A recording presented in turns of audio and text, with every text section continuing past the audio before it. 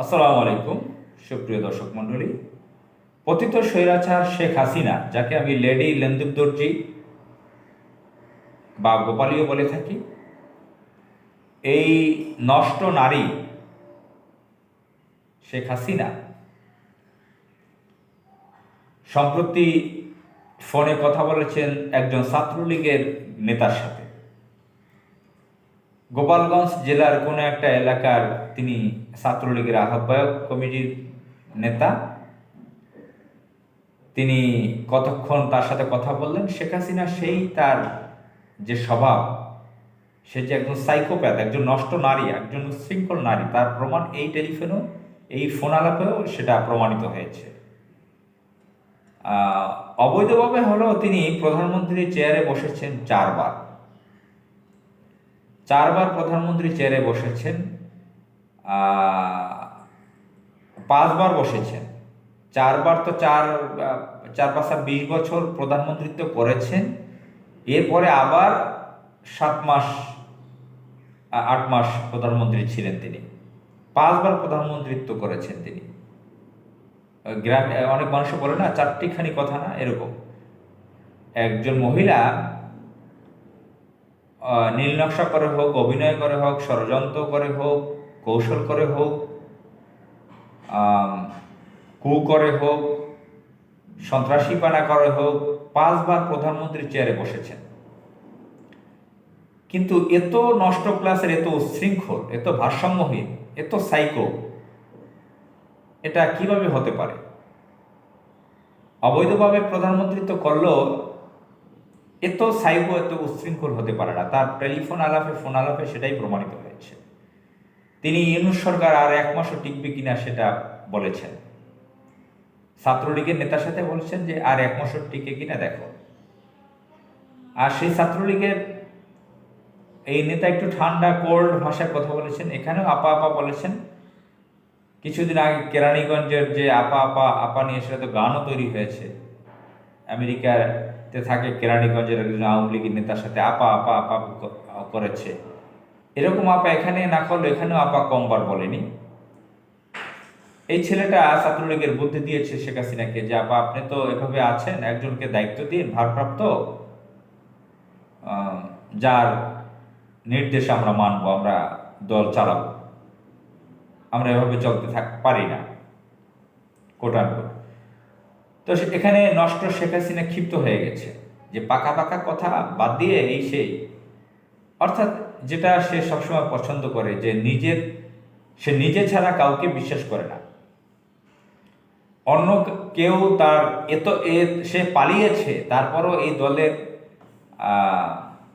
প্রধান অন্য কেউ হবে, তার পরিবারের কেউ হবে, সেটা সহ্য করতে পারে না।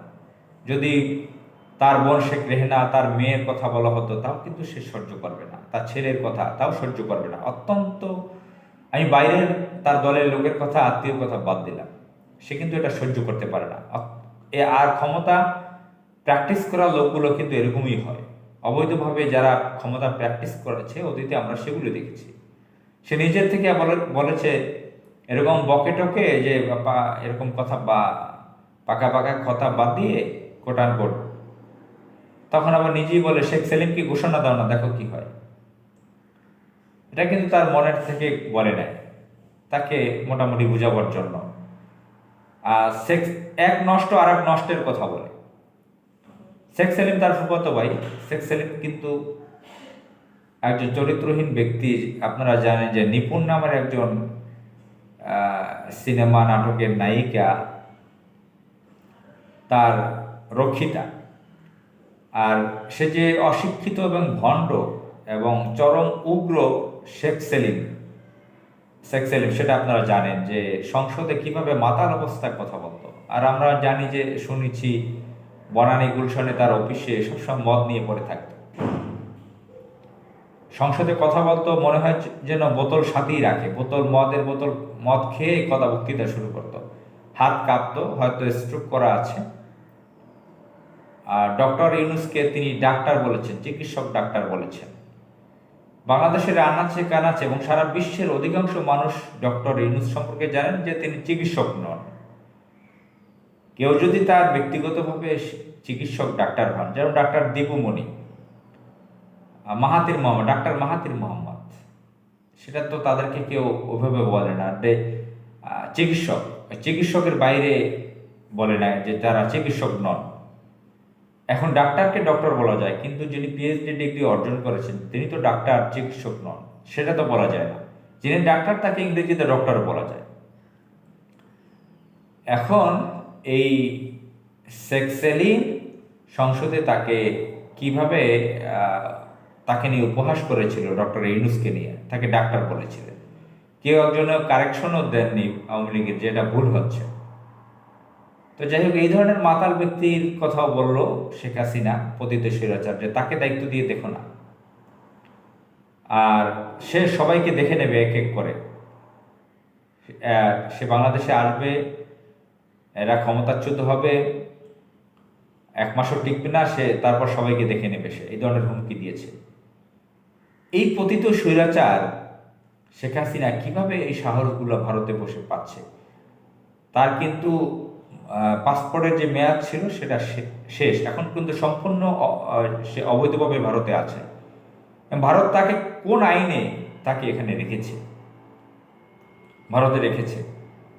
উচিত হবে বাংলাদেশের এই ইন্টারিম সরকারের খুব জরুরিভাবে আন্তর্জাতিকভাবে আলোচনা করে তাকে ফিরিয়ে এনে বিচারের আওতায় আনা। আসসালামু আলাইকুম।